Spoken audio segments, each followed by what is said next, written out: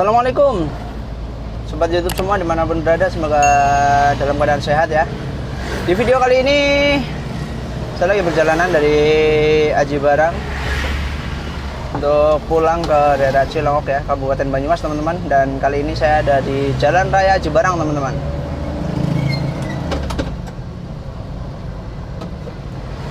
Oke, sambil ngobrol-ngobrol ya tentang tips-tips dan juga tutorial mengemudi teman-teman. Kebetulan di depan kita ada lampu merah ya. Nah, saat di lampu merah seperti ini, pastikan kendaraan kita antri di tempat yang benar ya teman-teman, di lajur yang benar. Jangan sampai kita antri di lajur orang lain ya. Apalagi lampu merah ini di persimpangan yang belok kirinya itu jalan terus ya. Kalau kita salah jalur bisa berabe itu kena marah sama pengemudi lain ya.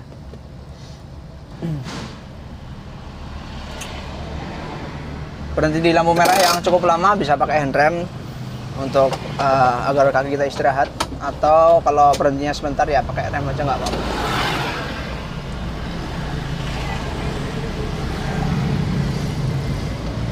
Udah hijau nih, kita jalan sen kanan karena kita mau belok kanan. Pelan-pelan ya teman-teman. Sepertinya lampu lalu lintas di sana. Oh enggak, ini nyelonong ini.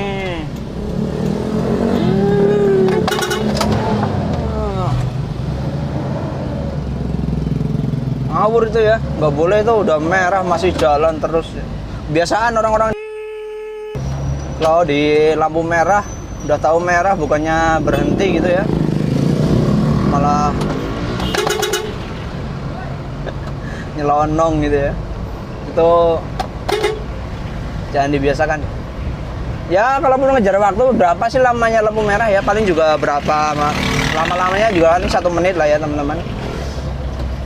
Berhenti gitu kan, kasih kesempatan dari jalur lain untuk jalan gitu ya. Jangan sampai udah merah masih nyelonong gitu. Itu yang pertama tentu berbahaya bagi pengemudi sendiri, dan yang kedua tentunya membahayakan orang lain juga ya.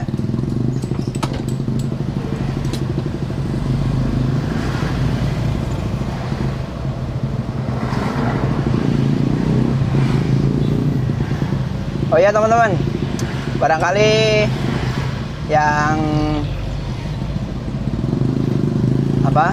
yang biasa di jalan raya gitu ya, seringkali menemukan kendaraan atau mobil itu berjalan di tengah ya teman-teman, atau mepet ke jalur tengah gitu, ke garis ini marka tengah gitu. Itu bukan kenapa-napa ya teman-teman, bukan berarti nggak mau ngasih jalur untuk nyalip apa-apa, tapi lebih ke menjaga posisi kendaraan teman-teman. Karena garis tengah ini kan lebih dekat dengan sopir ya, jadi membantu sekali dalam memposisikan kendaraan kita. Nah, ini di tanjakan ada truk gandeng. Jadi pelan ya teman-teman. Nah, kita santai saja, cari kesempatan untuk nyalip. Mobil di depan ragu-ragu ya. Kalau nyalip itu sekiranya kosong jangan ragu-ragu teman-teman. Ini nggak kelihatan. Kita masuk aja coba. Itu sennya juga kanan terus, berarti depan kosong.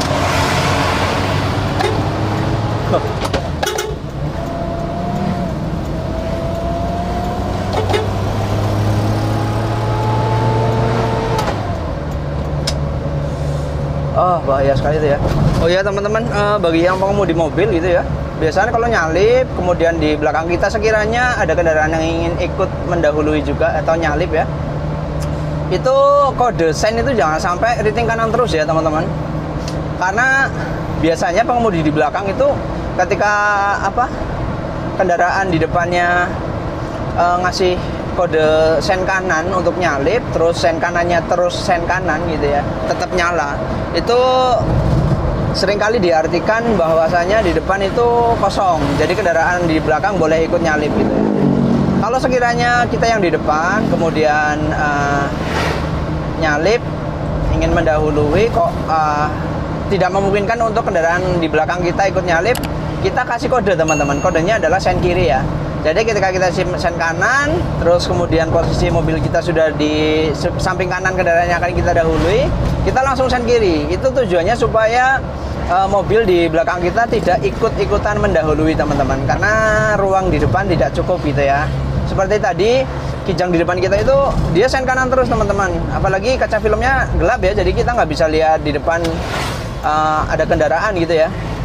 Nah itu malah ngasih kodenya sen kanan terus, itu bahaya sekali teman-teman. Kayak tadi saya hampir ini ya, untungnya masih ada space ya atau ruang untuk lewat gitu ya. Kalau nggak ada ya udah, kalau selamat ya kendaraan lawan itu berhenti atau minggir. Apes-apesnya ya kalau misalnya ini ya nabrak teman-teman atau nyenggol gitu, cerempet gitu ya, nggak sempat menghindar gitu. Itu salah satu tips atau teori atau trik mengemudi, apalah itu istilahnya teman-teman. Intinya kalau nyalip kendaraan selain sen kanan ya, kalau sen kanan kita nyala terus, itu tandanya kendaraan di belakang kita boleh ikut nyalip. Nah, itu biasa dipakai oleh supir bis biasanya teman-teman.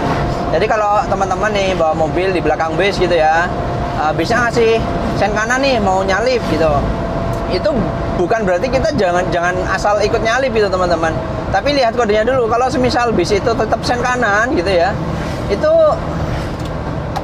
berarti kita boleh ikut di belakangnya. Tapi kalau bis itu langsung begitu sudah ambil kanan kok sen kiri, ya berarti itu tandanya dia ngasih kode ke kita untuk tidak mengikuti nyalip gitu ya teman-teman ya. Nah, karena ruang di depan itu tidak cukup untuk kendaraan kita gitu, atau mungkin berbahaya begitu teman-teman.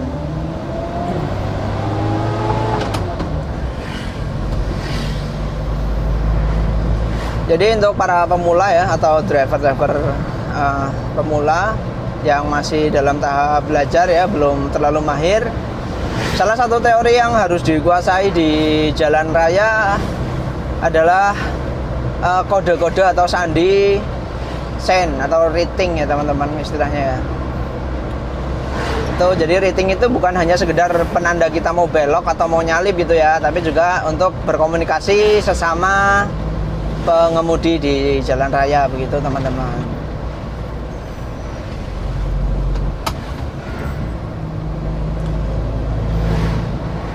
Terus juga selalu jaga jarak ya. Jaga jarak itu sangat penting teman-teman di jalan raya apalagi, karena bisa saja kendaraan di depan kita ngerem mendadak ya, karena mungkin ada orang menyeberang atau mungkin ada orang jatuh gitu kan, atau mungkin ada lampu merah gitu ya. Tujuan kita jaga jarak supaya kita juga nggak ikut-ikutan ngerem mendadak teman-teman. Jadi rem mendadak di jalan raya itu sangat berbahaya ya.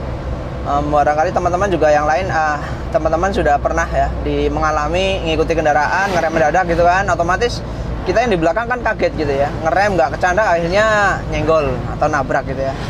Itu salah satunya. Nah, disebabkan oleh rem mendadak. Bahayanya rem mendadak. Ini lampu hijau kok masih berhenti. Oh iya ada kendaraan besar ternyata di depan ya, jalannya lambat, jadi sabar aja ya teman-teman. Kalau semisal di jalan raya kayak gini memang posisinya lagi antri ya, kita sabar lah, nggak usah gerusa-gerusu istilahnya, terus kita ambil jalur yang bukan hak kita di jalan nih.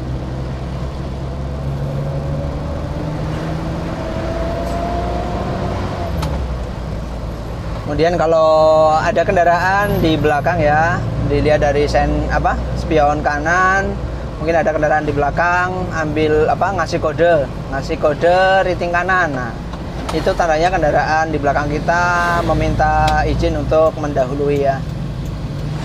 Itu kasih aja teman-teman, jangan dihalang-halangi ya, karena kepentingan orang beda-beda, mungkin dia buru-buru gitu kan. Jadi kita jangan egois lah ya, itu tadi. Jadi di jalan raya itu kita tidak boleh mementingkan kepentingan kita sendiri teman-teman. ada hal-hal yang mungkin bagi orang lain lebih darurat atau lebih mendesak gitu ya, ya kita kasih kesempatan lah untuk untuk jalan dulu gitu teman-teman.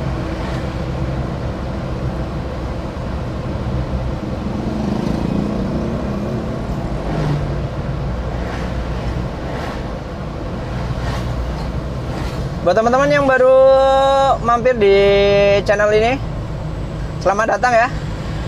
Jangan lupa tinggalkan komentar, kritik dan saran di kolom komentar ya teman-teman, dan juga like video ini juga jika teman-teman suka, dan juga subscribe channel ini, bantu saya untuk mengembangkan channel ini agar semakin lebih baik teman-teman.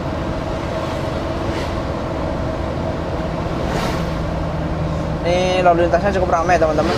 Saat ini jam 1 siang, jalan raya ini sibuk juga ya.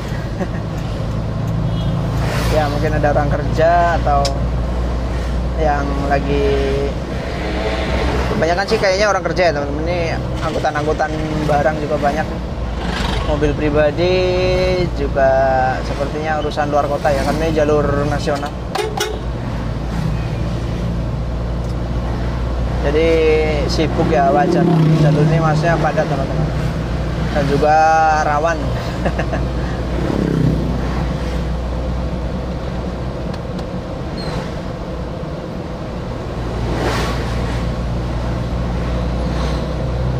Nah, di belakang ada motor yang kasih sen kanan, kita minggir sedikit ke kiri, kasih kesempatan untuk mendahului.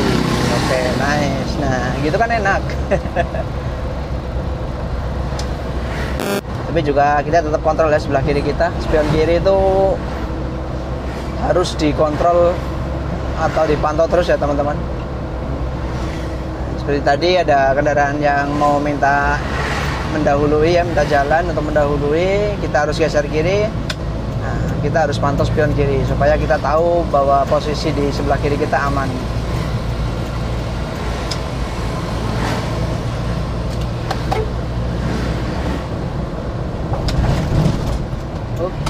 Sepertinya kendaraan di depan lambat, berhenti ya. Kita bukan motor ya. Jangan ikutan motor teman-teman. Kalau motor itu ruangnya kecil, jadi mereka mau nyalip kayak gitu nggak masalah, nyelip ya. Tapi kalau mobil, apalagi lagi merayap ya seperti ini, kita ambil jalur kanan, terus kita nggak ada ruang untuk kembali ke jalur kiri, itu repot kita teman-teman, bisa kena marah ya, dan juga bisa membahayakan pengemudi lain ya teman-teman.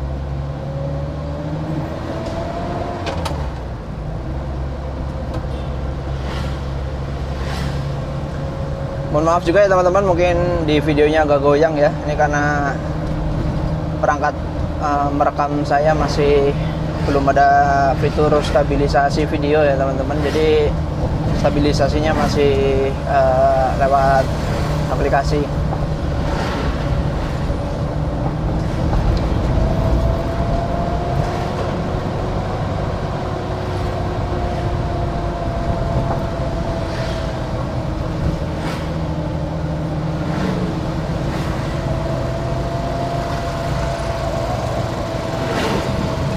Untuk mikrofon, cek coba teman-teman kalau ada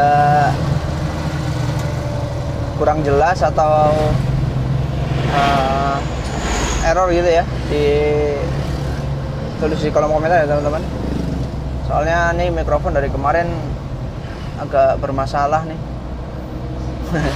Maklum lah teman-teman, YouTuber pemula modalnya masih kecil, seadanya gitu ya. HP seadanya, mikrofon seadanya gitu.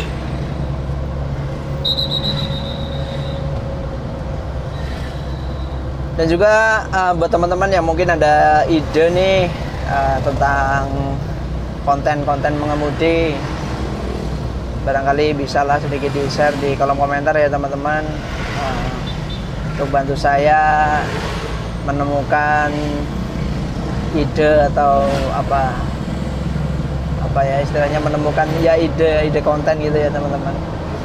Nah jujur ternyata merintis YouTube itu tidak semudah yang saya simak.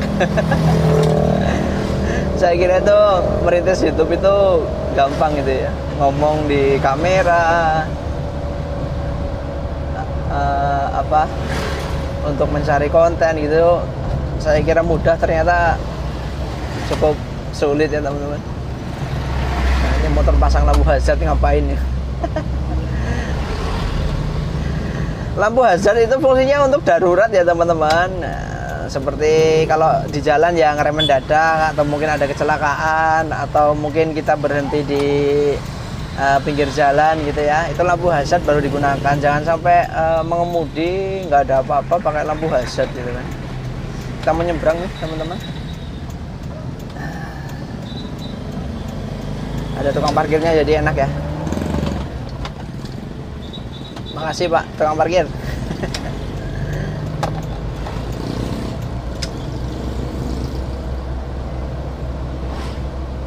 Oke, sekian dulu video kali ini ya teman-teman. Terima kasih sudah mengikuti video ini, sudah menyimak video ini. Jangan lupa tinggalkan komentar di kolom komentar, dan juga jangan lupa untuk like dan subscribe video ini teman-teman, agar channel ini semakin berkembang. Terima kasih. Sehat selalu. Assalamualaikum warahmatullahi wabarakatuh. Dadah teman-teman.